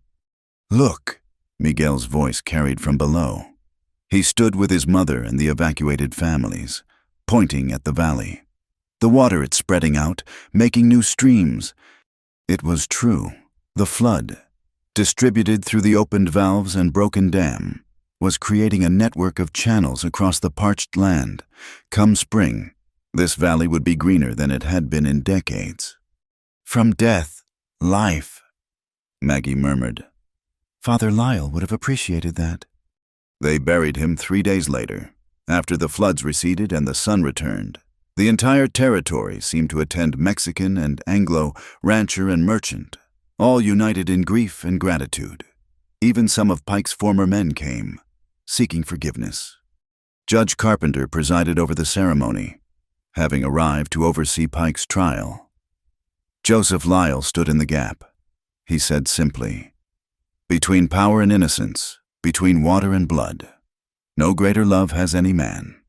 At the graveside, Miguel placed a small cross he'd carved. "So he can find his way home," the boy explained. "He already has," Rosa said softly. Afterwards, as people drifted back to the business of living, Eli found Maggie by the new streams that now watered the valley. She was making notes, always planning. "Irrigation channels," she explained. "If we dig them right, connect them properly, this whole valley could bloom. Make Father Lyle's sacrifice mean something lasting." "Already does," Eli said. "Every child who went home instead of to the mines, every family that survived, every person who saw a priest choose others over himself." "It's not enough," she said fiercely. "We need laws, real ones, protection for children, limits on water rights, oversight of labor contracts. His death has to change things. Then we'll change them." He pulled her close, mindful of his healing shoulder. "You'll write the proposals. I'll get the ranchers behind them. Together we'll push until even Santa Fe listens." She leaned into him. "Think it'll work?" "Father Lyle stood in a gap and changed the course of a flood. We can stand in our own gaps, change the course of law." Below them, the new waterway sparkled in the sun, bringing life where there'd been only dust. Children played along the banks while their parents began planning next season's expanded crops. The land was healing, and with it, the people. Pike would hang the trial was a foregone conclusion with the evidence they'd preserved. His network would unravel, conspirator by conspirator. But the real victory wasn't in punishment, but in prevention. Never again would children be contracts or water be weapon. "He was so young," Maggie said suddenly. "Father Lyle, younger than me." Age isn't measured in years out here. It's measured in choices. He made his count. They stood together as the sun set, painting the wet land in shades of gold and promise. Tomorrow would bring the trial, the continued work of building their school, the slow process of healing a territory's wounds. But tonight, they remembered a young priest who'd chosen to be the gap between evil and innocence, who'd paid the ultimate price so others could live, whose sacrifice had broken a dam of indifference and let justice flow like water across a thirsty land. "Thank you," Maggie whispered to the sunset, whether to Lyle, to God, or to the land itself. Eli couldn't say. Maybe all three. The prairie wind carried her words across the new streams, and somewhere in that whisper, Eli could swear he heard an answer. "You're welcome. Now live well." They would, for Father Lyle, for the children, for themselves. They'd live well and stand ready, guardians of the gaps that evil always seeks to exploit. The water flowed on, patient and eternal, carving new paths through old land, and life, stubborn and beautiful, began again. Asterisk, asterisk, Part 8, Clear Water at Little Sable Creek, asterisk, asterisk. The courthouse in Santa Fe stood like a monument to justice, delayed but not denied. 6 months after the dam's collapse, after Father Lyle's sacrifice, the territory watched as the full weight of federal law came down on those who'd traded in children's lives and stolen water. Eli sat beside Maggie in the packed courtroom, her hand steady in his as witness after witness testified. Pike, shackled and diminished, no longer looked like the powerful judge who terrorized the territory. He looked like what he was, a broken man facing the consequences of his greed. "The defendant will rise," Judge Carpenter commanded. Pike struggled to his feet, his wounded legs still weak. The litany of charges took 10 minutes to read: conspiracy, corruption, child trafficking, murder. With each count, Pike seemed to shrink further. Guilty on all counts. The jury foreman announced to no one's surprise, "Halford Pike." Judge Carpenter's voice rang with finality. "You are sentenced to hang for your crimes against the people of this territory. May God have mercy on your soul, for this court cannot." As they led Pike away, he caught Eli's eye. "You destroyed everything I built." "No," Eli replied quietly. "You destroyed it yourself. We just cleared away the rubble." Outside the courthouse, the October sun felt clean on their faces. Maggie pulled out her ever-present notebook, crossing off names. 16 conspirators convicted so far, another dozen awaiting trial. The lawyers say it'll take years to fully untangle Pike's network. "But the children are free," Rosa said, Miguel at her side. "That's what matters." Miguel had grown 3 inches in 6 months, his face losing its haunted look. He wore new clothes earned, not charity, from his work helping at their school. "When do we go home?" he asked. Home. The word still sent warmth through Eli's chest. The ranch had transformed from a solitary refuge to a bustling center of learning and life. They'd built the school beside the spring, its doors open to any child who wanted to learn. "Tomorrow," Maggie decided, "after we meet with the Federal Commission about the new labor laws." That evening, they gathered in the plaza with others who'd fought Pike's tyranny. Emma Hartley was there, her orphanage now a model for the territory. Walter Grange had used his influence to push through water rights reform. Even some of Pike's former men, pardoned in exchange for testimony, were working to rebuild what they'd helped destroy. "Heard from Jeffries," Marshal Bright told them, joining their table. "He's doing well as a deputy. Stopped a bank robbery last month in Tucson." Tom always did like redemption stories. Maggie smiled. "Probably because he's living one." "Aren't we all?"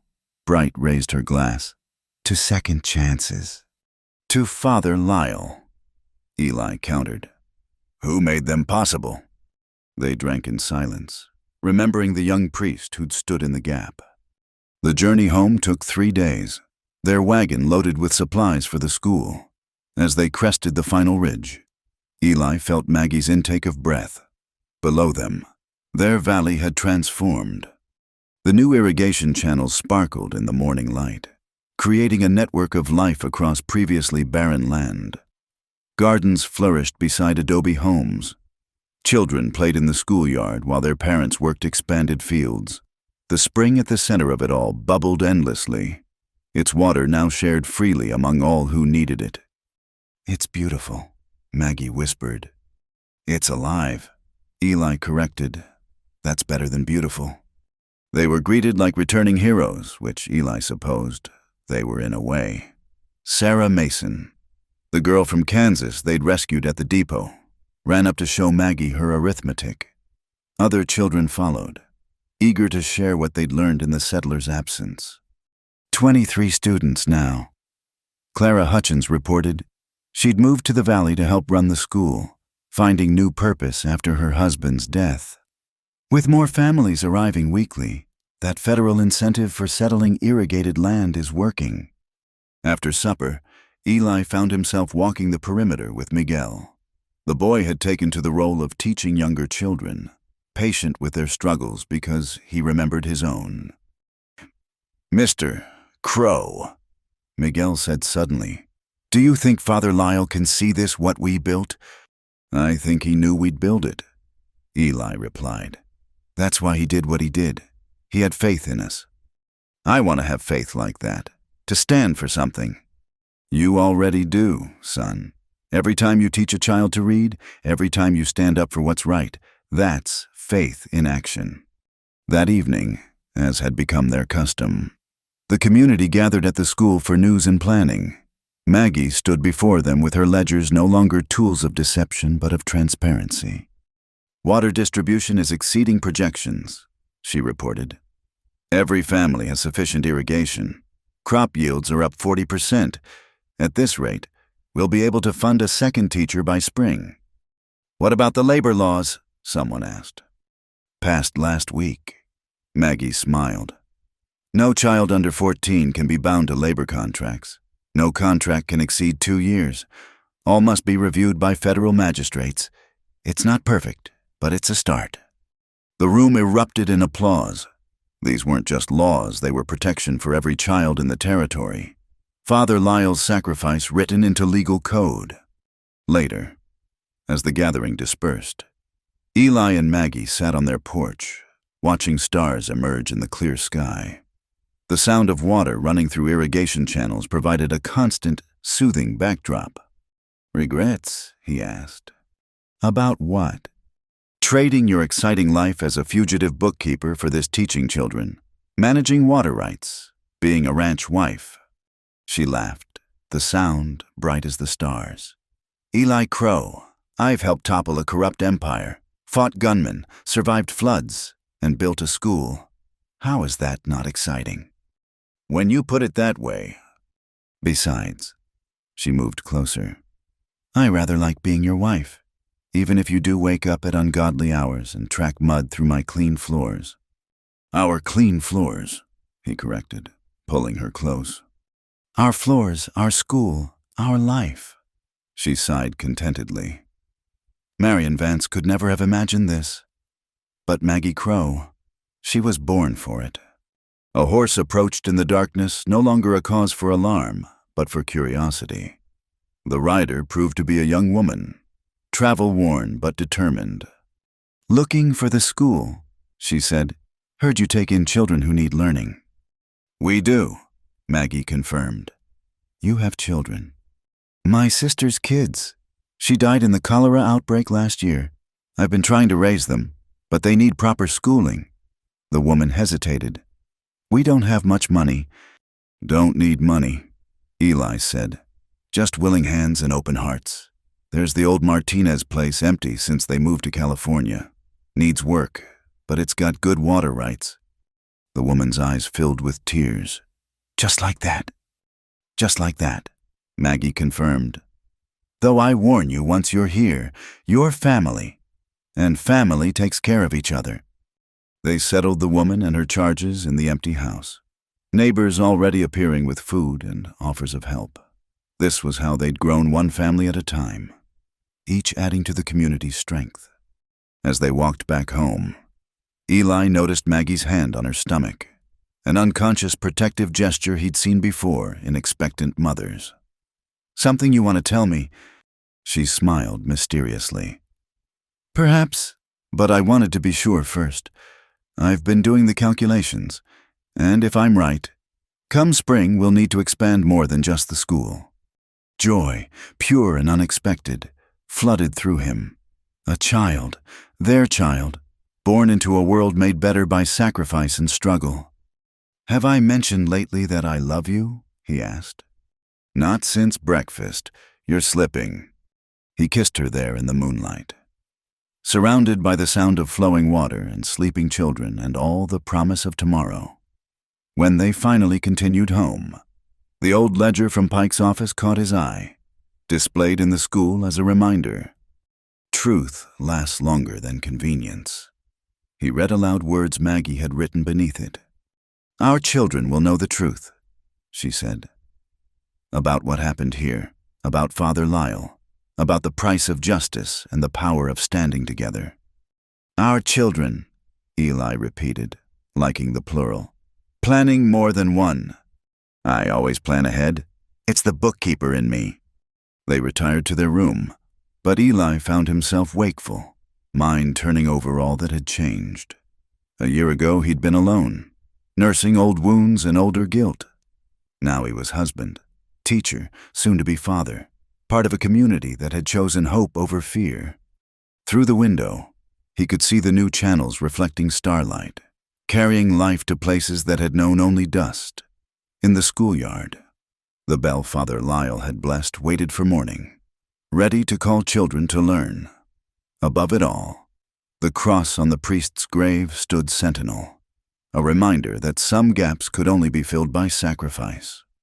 "Can't sleep," Maggie murmured.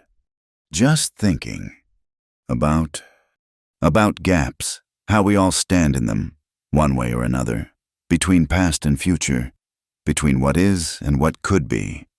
She rose on one elbow, studying his face in the moonlight. "And which gap are you standing in now?" "None," he realized. "For the first time in my life, I'm not in the gap. I'm on the other side." "We both are," she agreed. "We crossed over together." In the morning, the school bell would ring. Children would come to learn not just letters and numbers, but justice and courage. The water would flow through channels dug by common purpose. And two souls who'd found each other in violence would continue building something lasting from love. The territory had been transformed not by force of arms, but by force of will. By ordinary people who'd decided extraordinary things were possible. By a priest who'd stood in the gap. A bookkeeper who'd kept true accounts. A gunman who'd chosen badges over bullets. Families who'd risked everything for freedom. "Listen," Maggie said suddenly. Eli did, hearing what she meant, children laughing in their sleep next door. Water gurgling through channels. Nightbirds calling across the valley. The sounds of life renewed.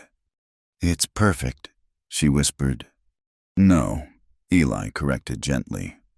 "But it's good, and getting better every day." They slept then, wrapped in each other and in the certainty that tomorrow would bring new challenges, but also new chances to stand in whatever gaps appeared. Together, always together. The old ledger in the school would yellow with age, but its message would endure. Truth lasts longer than convenience. Justice flows like water when people have the courage to open the valves, and sometimes, in the vast wilderness of human cruelty, love carves channels that transform deserts into gardens. The spring bubbled on, eternal and generous, watering dreams as readily as corn. And in a valley once marked by greed, children grew strong and free, living proof that the greatest stand anyone can take is for the future of innocence.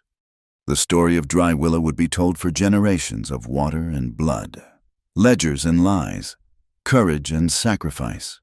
But at its heart, it would always be about the gaps between what is and what should be, and the people brave enough to stand in them until justice, like water, found its way through. Thank you so much for listening to this story. I'd love to know where you're enjoying this tale. Please share in the comments below where you're listening from so we can connect and share our thoughts together. If you enjoyed this Wild West adventure, please subscribe to my channel, Wild West Night, and don't forget to like this video. And if you really want to help more people discover this story, please hit that hype button. Your support means the world to me. Until next time, partners.